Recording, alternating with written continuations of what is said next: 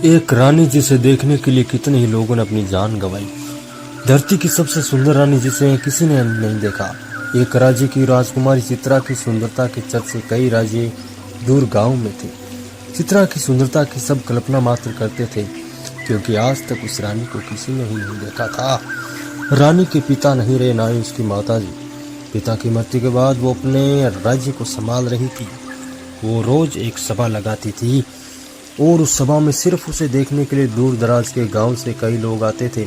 कई राजकुमार और राजा भी चित्रा को देखने आते थे। रानी की सभा रोज एक खुले मैदान में लगती थी और राजा और राजकुमार न सिर्फ उसे देखने आते थे, बल्कि उसके लिए एक राजा में युद्ध भी हो गया। बड़ी सभा में रानी एक बड़े पर्दे के पीछे बैठी रहती थी। कभी कभी वह जब सभा को संबोधित करने के लिए बोलती थी, तब उसकी आवाज पर ही ना जाने कितने श्रोता मोहित हो जाते।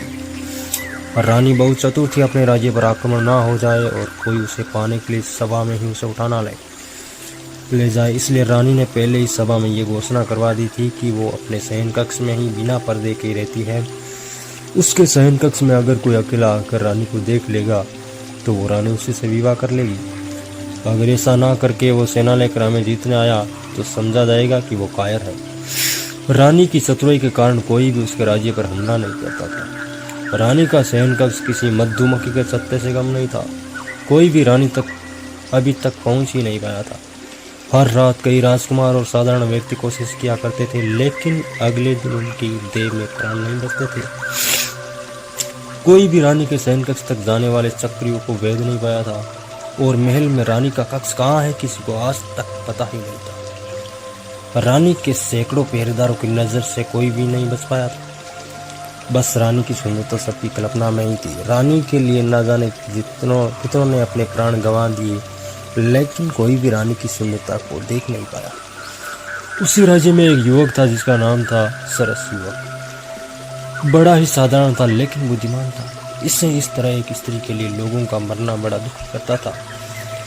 वो कई को समझाता भी था कि दिन रात एक अंधे की रानी की इतनी चर्चा करना बेकार है, लेकिन शायद ही वो किसी को समझा पाया हो। एक सुबह उसके गांव का एक नव युवक रानी को देखने की चेष्टा में अपने प्राण गंवा बैठा, तो युवक सरस का मित्र भी था। उस दिन वो रोया भी और मन में बस एक ही विचार कर रहा था कि इसका अंत कब और कैसे होगा।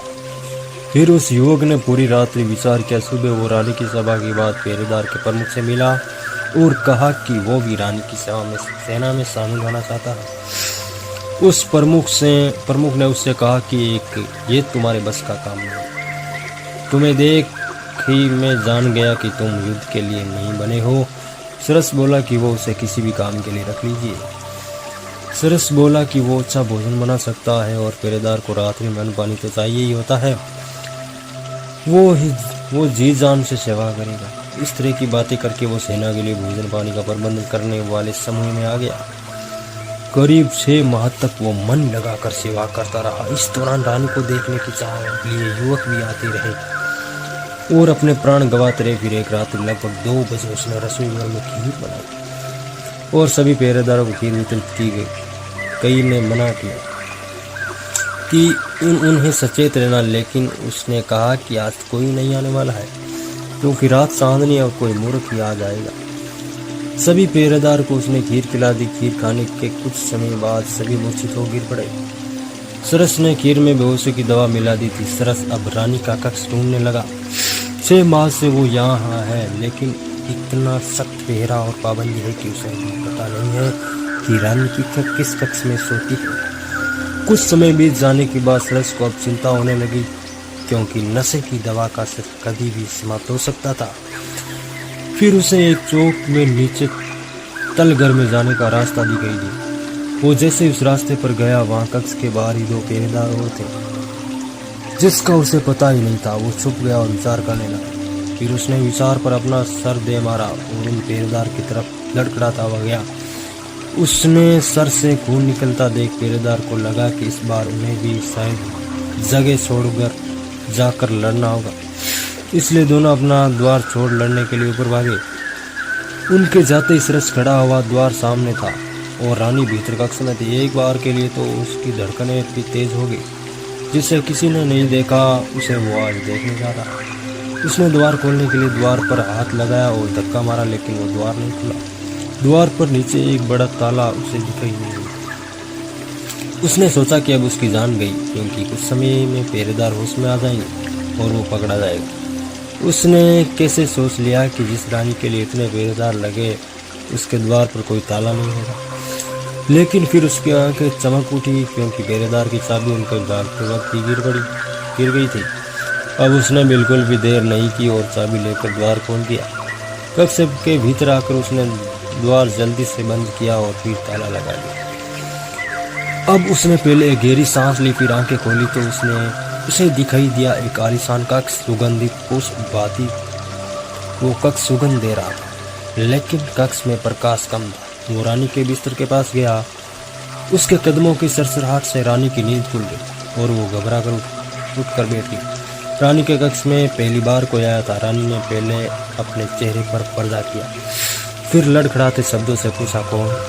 सरस बोला, अभी तक तो साधारण हूँ, लेकिन आपका मुख देखने के बाद हो सकता है कि साधारण ना रहूं। रानी घबरा कर खड़ी हो गई। सरस बोला कि अब ये पर्दा क्यों? अब तो मैं इस शयन कक्ष तक आ गया। अब तो मुझे वो चेहरा दिखा दीजिए जिसने ना जाने कितनों की जान ले ली।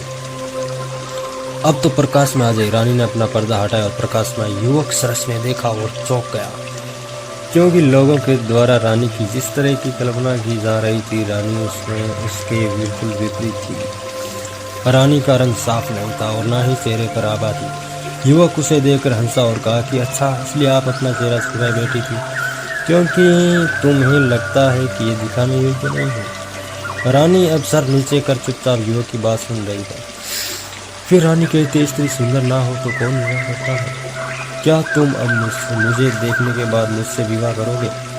तुम पुरुष किस तरह की स्त्री चाहते हो मुझे पता। जरा सोचो, एक अकेली स्त्री, वो भी अगर सुंदर ना हो तो कैसे और कब तक अपने राज्य को बचा पाती? ये मेरी चतुराई है कि मैं अभी तक रानी हूँ, किसी के अधीन नहीं हूँ। सरस बोला, तुम्हारी चतुराई ने ना जाने कितने प्राण लिए, तुम्हें पता है? रानी बोली, प्राण मैंने नहीं, उनकी सुंदर स्त्री की चाह में लिए है। तुम बताओ, अगर तुम पहले ही जानते कि मैं सुंदर नहीं हूँ तो क्या अपने प्राण की बाजी लगाकर यहाँ तक आते? तुम मुझसे विवाह करो, अपनी पत्नी की सुंदरता का भ्रम इसी तरह लोगों में बनाए रखो। तुम्हारा भी मान बढ़ेगा कि जिसे कोई नहीं पा सका उसे तुमने पा लिया।